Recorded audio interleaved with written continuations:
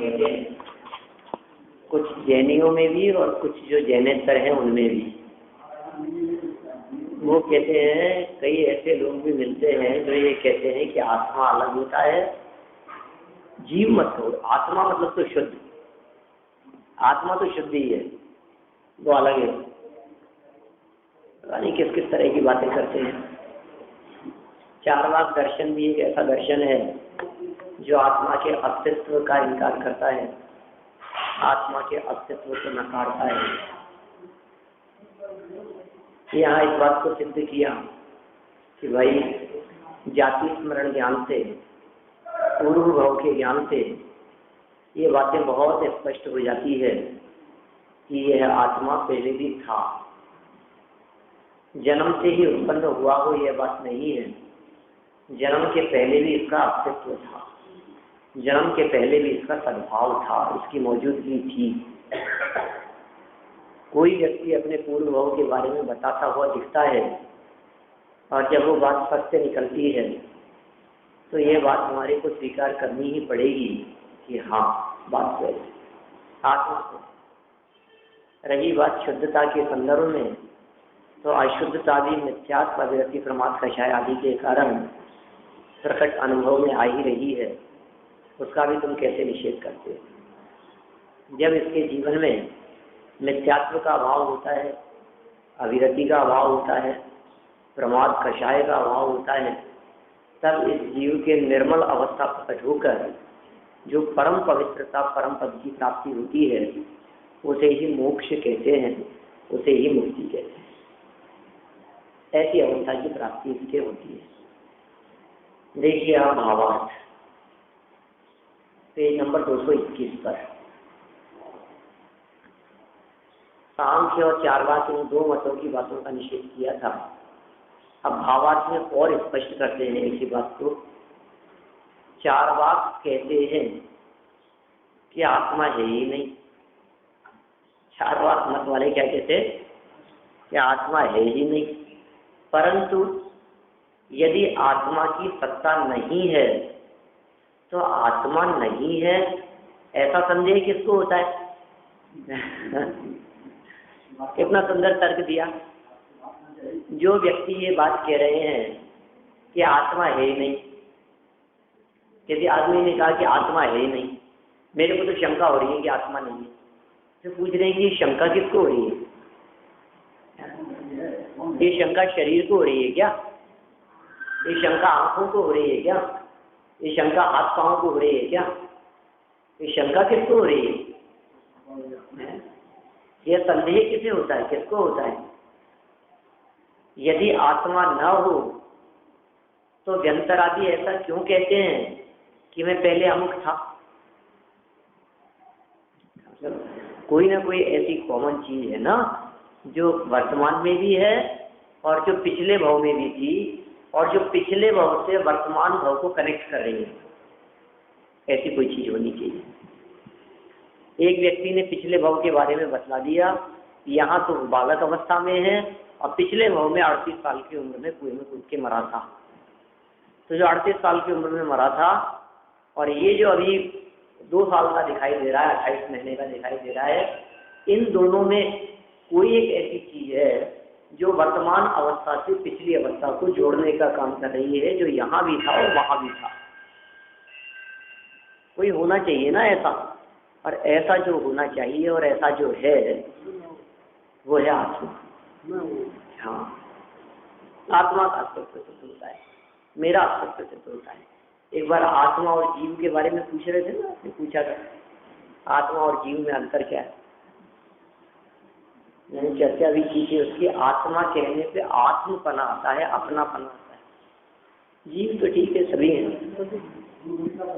क्या जीव और आत्मा,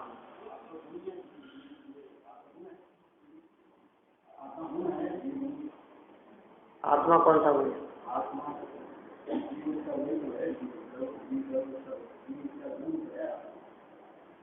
क्या कहना चाह रहे हो, मैं कुछ समझ नहीं पा रही। एक अर्थवाची है, पर्यायवाची है दोनों।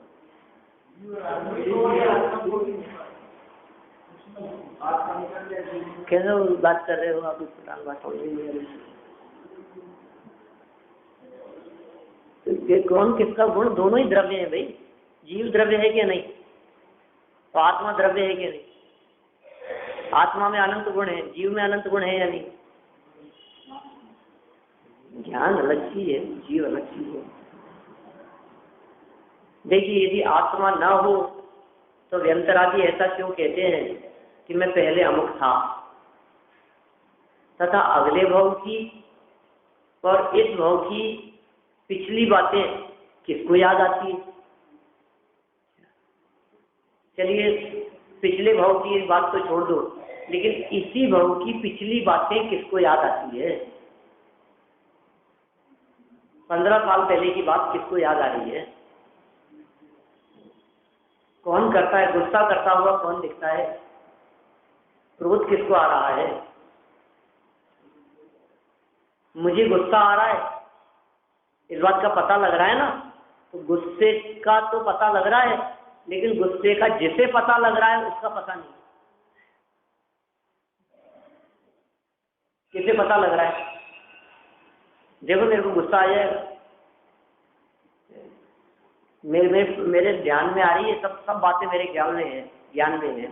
तो किसके ज्ञान में है? वो ज्ञान कहाँ है? और मृत शरीर के पड़े रहने पर वो ज्ञानवान चीज कहाँ चली जाती है? कहते हैं जो ज्ञानवान है वही आत्मा है। पिछले भव की बातें किसको याद आती है और पिछली बातें किसको याद आती है? एक तो पिछले भव की बातें और एक पिछली बातें। पिछले भव की बातें तो फिर हम लोगों को याद नहीं है, लेकिन पिछली बातें तो हम सबको याद है। पिछली बातें याद है कि नहीं आप लोगों को? ये बात अलग है कि पूरी की पूरी बातें याद नहीं हो, लेकिन कार्तिकीय अनुप्रेक्षा के अंदर अपन ने 12 तप का प्रकरण पढ़ा था, इतना तो याद है। 4 ध्यान का प्रकरण पढ़ा था, 8 ध्यान, रौद्र ध्यान आदि, इतना तो याद है। तो थोड़ी बहुत बातें तो याद है ना। अपने पंच परावर्तन की चर्चा करी थी अपन ने, मैंने 2 महीने से कई महीनों तक चली थी वो चर्चा।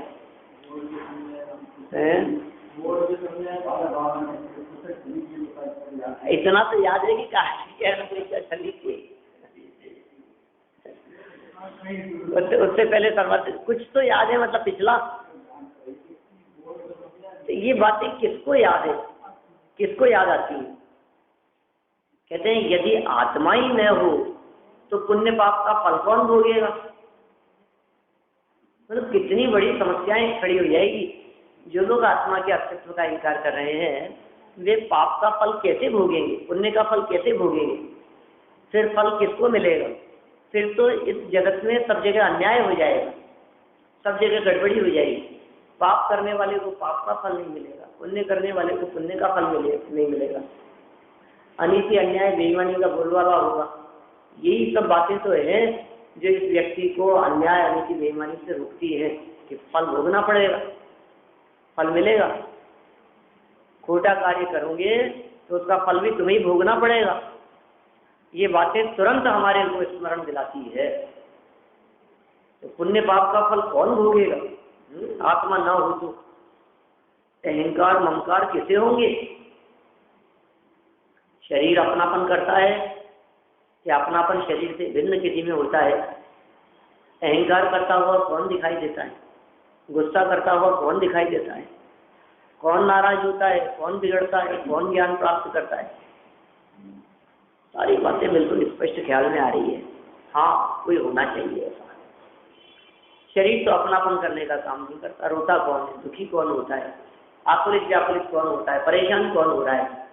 शरीर परेशान हो रहा है कि ये अपने उपयोग से परेशान हो रहा है? अंदर में कोई है ऐसा जो और परेशान होने वाला है?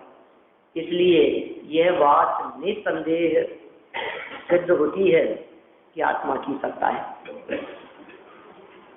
संदेह करने योग्य नहीं है। शंका मत करो इस चीज में, आप आत्मा है या नहीं है। आत्मा के अस्तित्व के बारे में प्रश्न चिन्ह खड़ा मत करो। ये आत्मा ख्याल में आ रही है और आत्मा को आप यदि देखने की बात करते हो, जैसी बातें की कल उठाई थी पीछे, कि आत्मा है, लेकिन आज तक किसी ने देखा क्या? गर्भ से लेकर मरण काल तक आज तक हमने कभी आत्मा को नहीं देखा, इसलिए आत्मा सही नहीं है। ऐसी बात नहीं, हमने देखा ही नहीं आत्मा। आप लोग इतने लोग बैठे हैं, इतने लोगों में से किसी ने आत्मा को देखा? कहीं कहीं देखा ही आत्मा को देखा ही नहीं। तो फिर आत्मा होती है कैसे मानोगे? क्या हर चीज देख करके ही मानते हो? कभी कहते हो कि हवा बहुत तेज चल रही है, आपने देखा कभी हवा को? हवा को देखा आपने कभी? हवा को नहीं देखा, तो कैसे कहते हो आप कि हवा बहुत तेज चल रही है? हवा ही नहीं चल रही है, सर्दी लग रही है। सर्दी लग रही है, किसने देखा सर्दी को? है अनुभूति है ना। ऐसी आत्मा पने की अनुभूति होती है या नहीं? सुख दुख का अनुभव करने वाला, ज्ञान करने वाला, गुस्सा करने वाला, नाराज होने वाला, जवाब देने वाला, ये सब है कौन अंदर में? कोई ना कोई तो है। This body minus that body कहते हैं ना अपन। ये जो शरीर दिखाई दे रहा है, इस शरीर में से ये जो सामने आपको रूप दिखाई दे रहा है, इसमें से डेड बॉडी को माइनस कर दो, अब जो बचेगा वही साउंड है। कोई चीज इसमें से उसको माइनस कर दो तो क्या चीज थी? है वो अलग चीज है। वो अलग चीज है। उस शरीर में भी, उस मुर्दा शरीर में भी बहुत सारे त्रस्त जीव उत्पन्न हो गए हैं। निगोदिया जीव हैं, एकेंद्रीय जीव हैं, त्रस्त जीव हैं, निरंतर उत्पन्न हो रहे हैं, वो अलग चीज है। लेकिन इस शरीर में से कुछ ऐसा था जिसके निकल जाने पर आंखों ने देखना बंद कर दिया, कानों ने सुनना बंद कर दिया, बोलना चलना आदि बंद कर दिया। कुछ था ऐसा जो निकल गया। जो निकल गया, जो चला गया, जिसके चले जाने पर ये निष्क्रिय हो गया, वही आत्मा है। ये आत्मा का अस्तित्व इस प्रकार सिद्ध होता है। देखिए, अब जो शुद्ध कहते हैं, ऐसे सांख्य मतियों की बात बताते हैं। सांख्य मती आत्मा को सर्वथा शुद्ध कहते हैं। क्या कह रहे हैं? सांख्य मतावलंबी। सांख्य मतावलंबी कौन है? कल कहा था गीता। प्रकृति पुरुष की चर्चा करते हैं, ठीक है ना। प्रकृति क्रियमाणानि गुणैः कर्माणि सर्वशः अहंकार विमूढ़ आत्मा कर्ता हम मन्यते। मतलब गीता के श्लोक हैं, जिस जमाने में पढ़ी थी उस जमाने में याद भी किए थे, कुछ याद है आज भी। मैंने प्रकृति का ही कर्तृत्व मानते हैं सारा, और जो पुरुष है जिसे आत्मा कहते हैं वो शुद्ध कहते हैं। मैंने कई बातें तो कुछ ऐसी अच्छी सी भी लगती है अपने को, उसका यदि अपन अपने तरह से अर्थ करें कि प्रकृति क्रियमाणानि गुणैः कर्माणि सर्वशः, प्रकृति के द्वारा ही ये जगत में कर्ता धर्तापन दिखाई देता है। उस प्रकृति का अर्थ उनके द्वारा प्ररूपित प्रकृति ने मानकर अपन कर्म प्रकृति यदि माने तो उनका कर्ता धर्तापन दिखाई देता है। लेकिन अहंकार विमूढ़ आत्मा, अहंकार से जो मूर्छित हो गया है, जो मूढ़ है, ऐसा आत्मा क्या समझता है? कर्ता अहम इति मन्यते, मैं ही करता हूं ऐसा मानता है। अहंकार विमूढ़ आत्मा कर्ता अहम इति मन्यते, मैं करता हूं। वो भी ये बात सिद्ध करना चाहते हैं, कहना चाहते हैं कि तू कर्ता धर्ता नहीं। वही ईश्वर कर्तृत्ववादी, मतलब पुरुष को, आत्मा को शुद्ध कहते हैं और प्रकृति को जगत का कर्ता धर्ता कहते हैं। प्रकृति को एक विशेष शक्ति सामर्थ्य से युक्त तत्व बतलाते हैं। प्रकृति से 24 तत्वों की उत्पत्ति बताते। सांख्य दर्शन की चर्चा है बहुत सारी विस्तार से, ठीक है। अब मैंने बहुत मोक्ष में प्रकाश जब पढ़ा था तो 5वें अध्याय की चर्चा करते समय अपने सांख्य मत की चर्चा भी पढ़ी थी। अब कितनी किसको याद है क्या पता, पढ़ी थी इतना तो याद हो गई। सांख्य मती आत्मा को सर्वथा शुद्ध कहते हैं। एक ऐसा संप्रदाय है दुनिया में, एक ऐसा दर्शन है जो आत्मा को सर्वथा शुद्ध कहने की बात करता है। सर्वथा है? नहीं, एक अलग संप्रदाय है, अलग दर्शन। कोई व्यक्ति अपने आप को सांख्य मती नहीं कहता। आप हम लोगों में देखिए, यहाँ जिनकी चर्चा चल रही है वे अपने आप को कहते भी हैं कि हम सांख्य दर्शन वाले हैं। आप जिनकी बात कर रहे हैं ये निश्चयावासी है।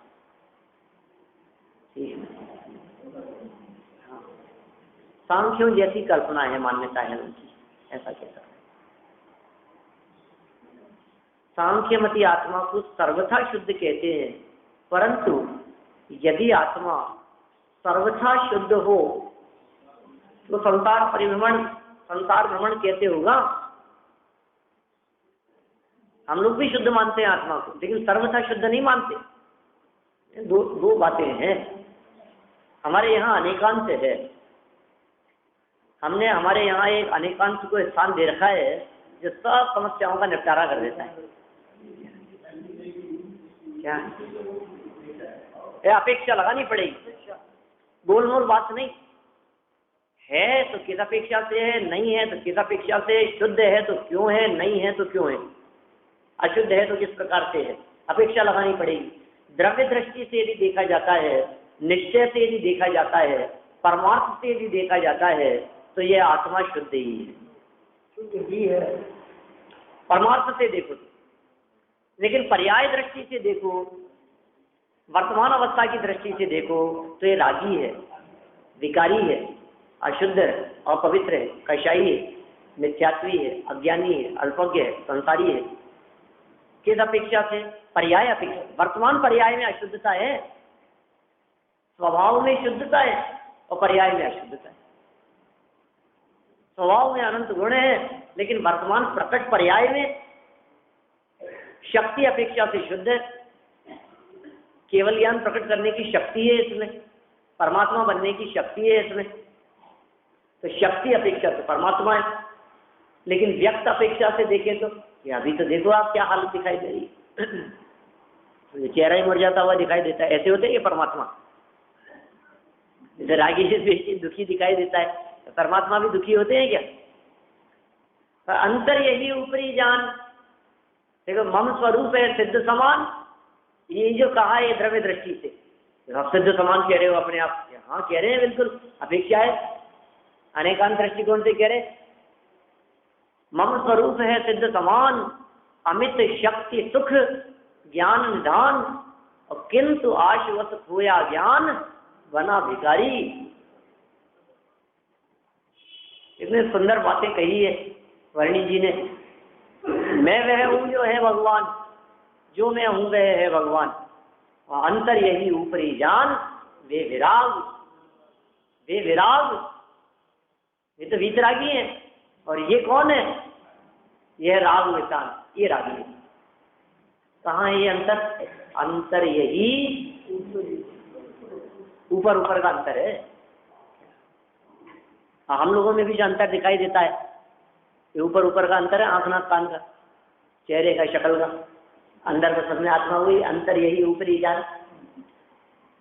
ऊपर ऊपर का अंतर है, अंदर में तो सब में आत्मा मौजूद है, सब में जीव द्रव्य मौजूद है, जीव तत्व मौजूद है। ये ऊपरी अंतर को मिटा दो और एक अंदर के तत्व को देखो तो सब समान है। सर्व जीव के सिद्ध सम, सब जीव सिद्धों के समान है। सब जीव जो निगोद में तो ही मुझ में तो ही मोक्ष में जा रहा है। दुनिया में अनंत जीव हैं, कोई छोटा बड़ा नहीं है, सभी आत्माएं समान है। कोई आत्मा बड़ी नहीं है, कोई आत्मा छोटी नहीं है, कोई जीव बड़ा नहीं, कोई जीव छोटा नहीं। ये भेदभाव मिटाने वाला जो एक दर्शन है, या इस दर्शन की जो एक दृष्टि है, उसका नाम है द्रव्य दृष्टि। भेद मिटा देती है, भेद मिट जाते हैं इस दृष्टि से देखने पर। सर्व भेद मिट जाएं, ऐसी भी एक दृष्टि है, ऐसा भी एक दृष्टिकोण है, उसका नाम है द्रव्य दृष्टि। शुद्ध सर्वथा नहीं, कथनचित किसी अपेक्षा से, एक अपेक्षा से शुद्ध है, एक अपेक्षा से अशुद्ध है, दोनों ही अपेक्षा है। सांख्यमती आत्मा को सर्वथा शुद्ध कहते हैं, परंतु यदि आत्मा सर्वथा शुद्ध हो तो संसार भ्रमण कैसे होगा? कोई सुखी, कोई दुखी, कोई नीच, कोई उच्च, ऐसा भेद क्यों होता है? ऐसा भेद कैसे होगा? यदि सभी शुद्ध हैं तो कोई उच्च और कोई नीच ऐसा कैसे होगा? कोई सुखी और कोई दुखी ऐसा कैसे होगा? ये जो अंतर दिखाई दे रहे हैं, ये अंतर इस बात को प्रदर्शित करता है कि सभी समान नहीं है और सभी शुद्ध नहीं है, और सभी की आंतरिक दशा भी एक जैसी नहीं है, सभी की विकारी दशा भी एक जैसी नहीं है। सभी संसारी है लेकिन सभी की संसार दशा भी एक जैसी नहीं है। सभी रागी द्वेषी है लेकिन सबका राग द्वेष भी एक जैसा नहीं है। सभी कषाई है, क्रोध मान माया लोभ से सहित है, लेकिन सबका गुस्सा बराबर नहीं, सबका मान बराबर नहीं, सबका छल कपट करने का तरीका बराबर नहीं है। तो छल तो सब करते हैं, लेकिन किसका छल कितनी मात्रा में कैसा होता है? सब लोभ कषाय से युक्त है लेकिन सबका लोभ बराबर नहीं। ये अंतर बराबर ख्याल में आता है हमारे। कोई सुखी कोई दुखी, कोई नीच कोई उच्च, ऐसा भेद क्यों होता यदि सभी शुद्ध होते तो? यदि आत्मा सर्वथा शुद्ध हो तो शुद्ध होने के लिए तपश्चरणादि साधन क्यों कहे? यदि आत्मा शुद्ध ही होता, सर्वथा ही शुद्ध होता, तो फिर तपश्चरण की चर्चा किस लिए करते हो आप? तप तो निर्जरा के लिए है ना, तप तो पवित्रता के लिए है, तप तो तपाने के लिए है ना। तप की अग्नि में तप कर यह जीव पवित्र होता है। तप रूपी अग्नि में जलकर इसके कर्म नष्ट होते हैं और यह जीव पवित्र अवस्था को प्राप्त करता है। स्वरूप है इस प्रकार का। तो तप करने की प्रेरणा क्यों दे रहे हो? अरे भाई साहब, जे कर्म पूर्व किए खोटे वो सब निपटेंगे इससे, उनको निपटाने के लिए तपश्चर्या करनी पड़ेगी आपको। जिस बिना नहीं जिन राज कीजिए सूर्य जग कीच में, उत्तम तप तब माही बखाना, कर्म शैल को वज्र समाना। कर्म रूपी पर्वतों के लिए जो वज्र के समान है, ऐसा तप करने की प्रेरणा दी आचार्यों ने। किस लिए? कर्म को नष्ट करने के लिए, कर्म रूपी पर्वतों के लिए जो वज्र के समान है उसके लिए। तो यदि आत्मा सर्वथा शुद्ध हो तो शुद्ध होने के लिए तपश्चरणादि साधन क्यों कहे? अतः निश्चित होता है कि संसार अवस्था में तो आत्मा अशुद्धता से युक्त है, संसार अवस्था में, और सम्यक दर्शन आदि उपायों से अशुद्धता का नाश करने पर शुद्ध होता है। ये क्लियर हो रही है ये बात हमारे गले उतर रही है। ये बात हमारे को स्वीकार भी करनी होगी, स्वीकार भी करनी पड़ेगी। ये आत्मा शुद्ध कैसे हो रहा है? ये आत्मा शुद्ध कैसे होता है? सर्वथा शुद्ध नहीं है, अशुद्ध है, यह बात सिद्ध हुई। और ये जीव सम्यक दर्शनादि यदि उपाय करेगा तो उसकी अशुद्धता का अभाव होगा और शुद्धता जीवन में प्रकट होगी। सम्यक दर्शनादि उपायों से अशुद्धता का नाश करने पर शुद्ध होता है, अशुद्धता का नाश होने पर शुद्धता की प्राप्ति होती है। शरीर आदि से प्रीति की आपत्ति क्या है? शरीर आदि से प्रीति करने में क्या आपत्ति है? जो पुरुष शरीर आदि में निष्प्रय है वे ही निष्प्रय कहे जा सकते हैं और नहीं, यह बात आगामी शब्द में क्या है? अनुष्ठान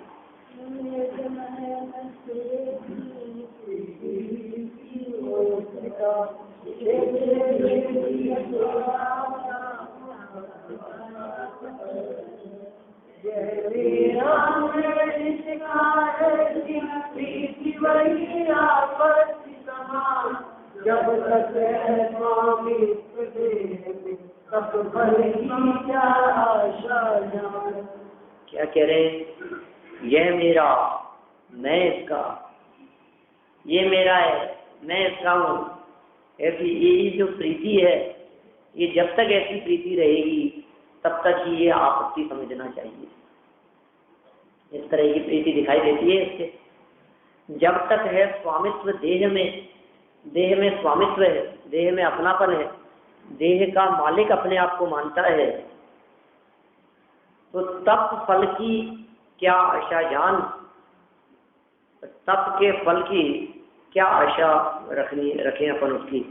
मतलब तप का फल भी उसे नहीं मिलेगा, ऐसा मान लेना चाहिए। तप फल की क्या आशा जान, तप के फल की आशा क्या जाने हम, नहीं होगी, नहीं मिलेगी। अर्थ देखिए, यह शरीर मेरा है और मैं इसका हूं। ऐसी प्रीति रूप इति माने आपत्ति अनादि से चली आ रही है। क्या? यह शरीर मेरा है और मैं इसका हूं। क्या कह रहे हैं? शरीर मेरा है और मैं शरीर का हूं। ऐसी प्रीति रूप आपत्ति कब से चली आ रही है? अनादि काल से चली आ रही है। अनादि काल से ये जीव इस भ्रम में ही जी रहा है। दौलतांती की पंक्तियां दूसरी डालती, तन उपजत अपनी उपज जान, तन नशत आपको नाशवान। बस इतना ही। रागा की प्रकट से आगे बात दूसरी कही। इससे पहले से बात कही गई थी, मैं सुखी दुखी मैं रंग राव, मेरे धन ग्रह गोधन प्रभाव, मेरे सत्य में सबल दीन वे रूप सुबह मूरत प्रवीण, तन उपजत अपने उपज जान, तन नशत आपको नाशवान। जीव जीव तत्व संबंधी भूल में शरीर की उत्पत्ति में अपनी उत्पत्ति मानता है, शरीर के नाश में अपना नाश मानता है। ये अगर समझता है शरीर नष्ट हो जाएगा, मैं मरा, मैं मर नहीं जाऊं, मैं मर जाऊंगा तो क्या होगा? अरे मैं मरता ही नहीं हूं कभी, मैं वो हूं जो कभी नहीं मरता, जो मरता है वो मैं नहीं हूं। ये मैं पने की जो मान्यता ये संजीव पने के साथ में हो रही है, ये बहुत बड़ा भ्रम है। देह के साथ में जो मैं पने की कल्पना हो रही है ना, ये शरीर वाला जो अपने आप को मान बैठा है, ये बहुत बड़े भ्रम में है। ये शरीर वाला नहीं है, शरीर छूट जाएगा। देखो वास्तव में मरण तो आत्मा का भी नहीं होता और शरीर का भी नहीं होता। मरण किसका होता है? आत्मा मरता है कभी? आत्मा तो नहीं मरता था, पहले भी था, अभी भी सिद्ध किया कि आत्मा मरता नहीं है, पिछले जन्म में भी था और भी। तो शरीर तो मरता है ना?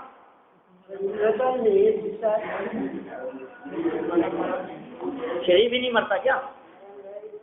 शरीर तो मरता ही होगा, आत्मा नहीं मरता। तो हमें बताओ, एक व्यक्ति मर गए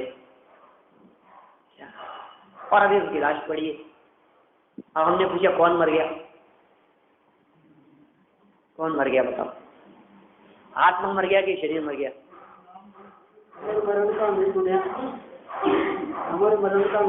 हाँ बोलो। अब आत्मा तो मरा नहीं क्योंकि वो तो निकल करके चला गया, तो फिर शरीर मर गया होगा। शरीर कहाँ मरा? शरीर तो ऐसे कैसे पड़ा है? अच्छा, जैसे हम कहें जैसे सोए थे वैसे के वैसे सोते रह गए। अब बस जैसे सोए थे वैसे ही सो रहे हैं, वैसे ही सोते रह गए। 15 मिनट पहले तक तो जिंदा थे और अब मर गए। क्या हुआ? कौन मरा? वो सो रहे थे, कमरे में कोई आया और उन्होंने 2-3 आवाज लगाई, लेकिन वो सोते ही रहे, वो नहीं उठे। उन्होंने कहा चलो अभी सोने दो इनको। फिर आधे घंटे बाद में आए, फिर उठाया तो नहीं उठे, चलो अभी और गहरी नींद में सो रहे हैं, सो लेने दो। 2 घंटे हो गए, उठाने का प्रयास किया तो उठ ही नहीं रहे हैं। फिर चिंता हुई थोड़ी सी, फिर डॉक्टर को बुलाया तो डॉक्टर ने कहा 2 घंटे पहले मर गए थे। अब बोलो, 2 घंटे पहले जब आपने देखा था तब आप क्या कह रहे थे? जब आप कह रहे थे सो रहे हैं तब भी मर चुके थे। तो जब आपको सोते हुए दिखाई दे रहे हैं तो इसका मतलब कोई मरा नहीं है ना। शरीर तो दिख ही रहा है ना, ऐसे कि यानी शरीर तो नहीं मरा, आत्मा दिखता नहीं है। वास्तव में न शरीर मरता है न आत्मा मरता है। शरीर और आत्मा के वियोग होने को मरण कहते हैं। मरा कोई नहीं है। शरीर में से आत्मा के निकलकर चले जाने को मरण कहते हैं। इसके अलावा मरण नाम की और कोई चीज नहीं। क्या हो गया? अरे हम मर गए। कौन मर गया? शरीर तो मरा मराया ही है। शरीर तो पुद्गल था और पुद्गल ही रह गया, और जो आत्मा था वो आत्मा ही रहा।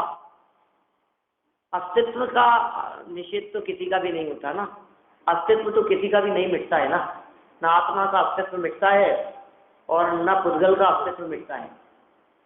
शरीर की अवस्था बदल जाती है, तो लकड़ियों के ढेर में सुलाकर जला दिया जाता है, राख हो जाता है, अवस्था बदल जाती है, लेकिन अवस्था बदलने पर भी पुद्गल तो पुद्गल ही रहा।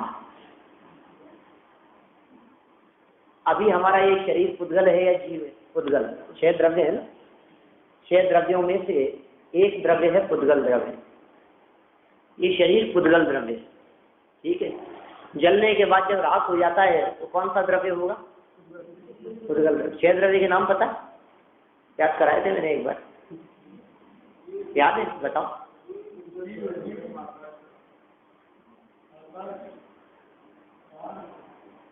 इसलिए ऐसा आप भी थे, मेरे को ध्यान है और याद भी किए थे आपने, ऐसा मत किया करो, कोई बात नहीं। जीव पुद्गल धर्म अधर्म आकाश काल, अजीब नहीं? हाँ देख लो डायरी। जीव पुद्गल धर्म अधर्म आकाश और काल, 6 द्रव्य है। इधर से इस पार्ट में तो सबको याद है ना? जीव पुद्गल धर्म अधर्म आकाश, 6 द्रव्यों की खबर न हुए क्या? कभी कभी दूसरे कोई विद्वान आते हैं प्रवचन करने के लिए, वो पूछ ले कि अरे क्या करते हैं संजीव जी, इतने वर्षों से पढ़ाते हैं और आपको 6 द्रव्य के नाम नहीं मालूम क्या? आपकी नहीं मेरी तो सोचो कम से कम है।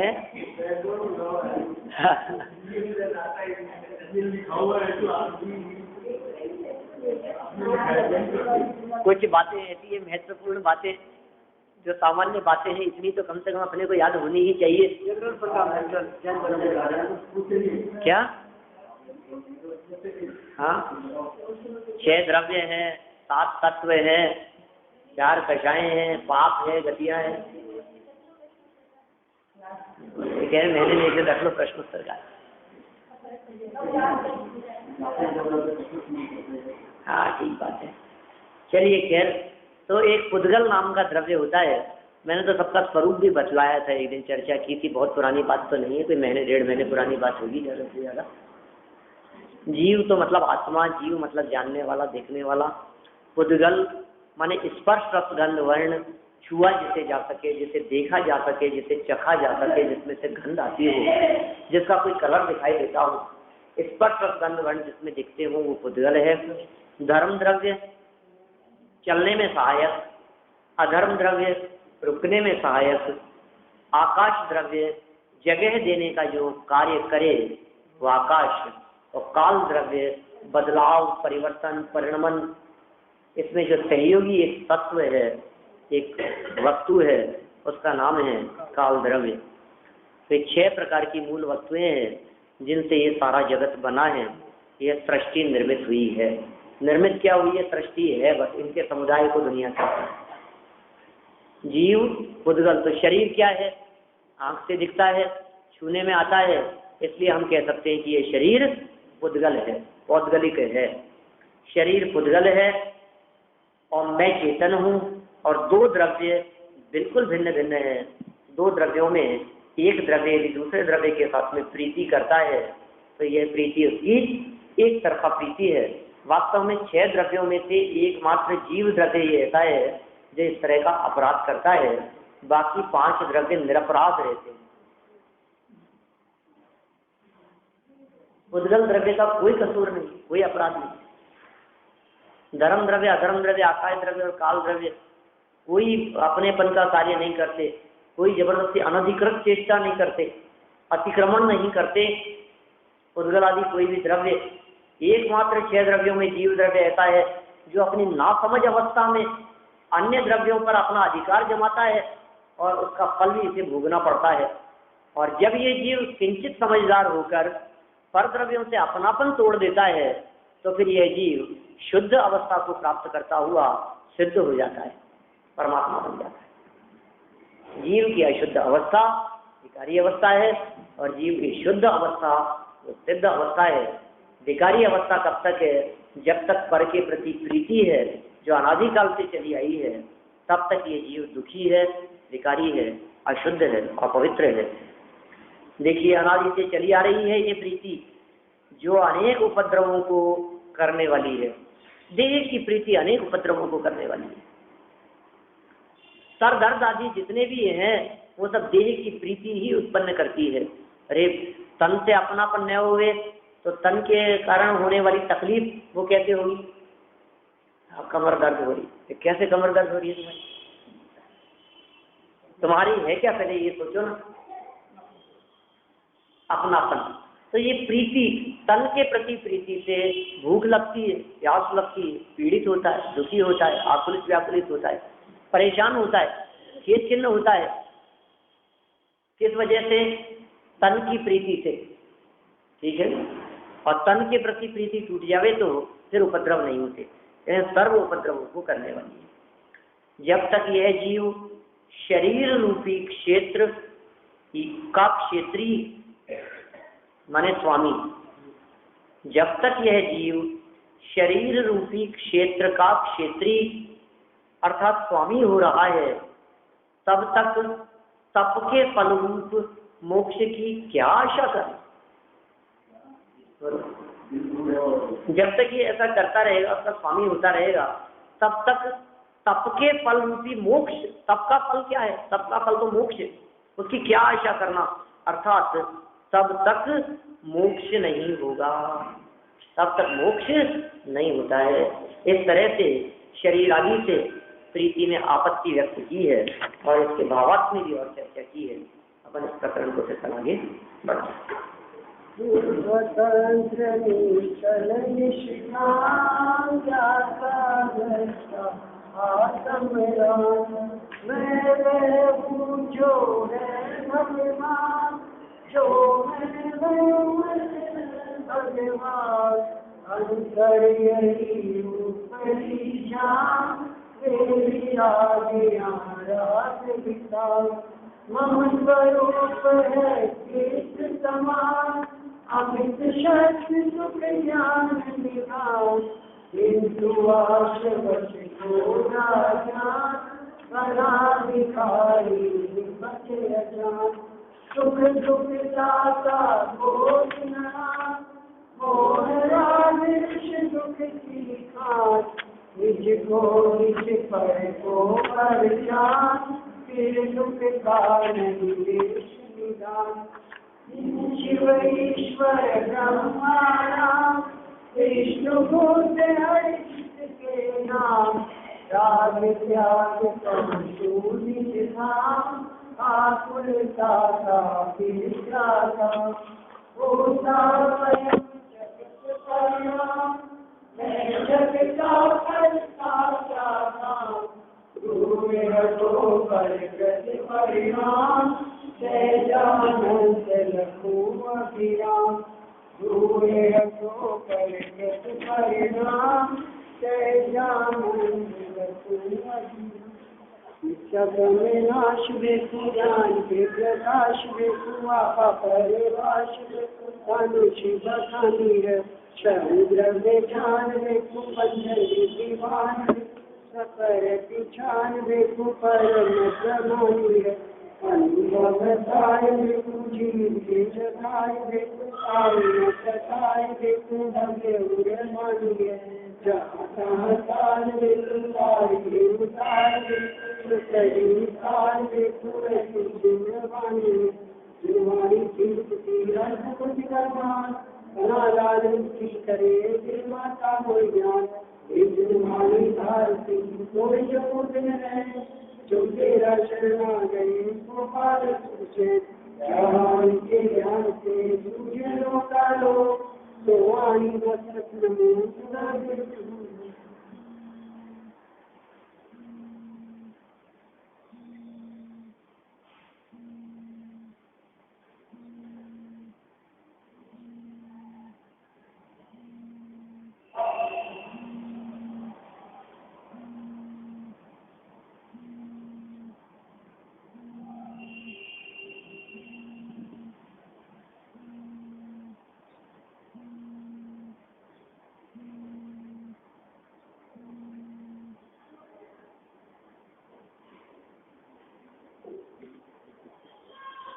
रुद्रशं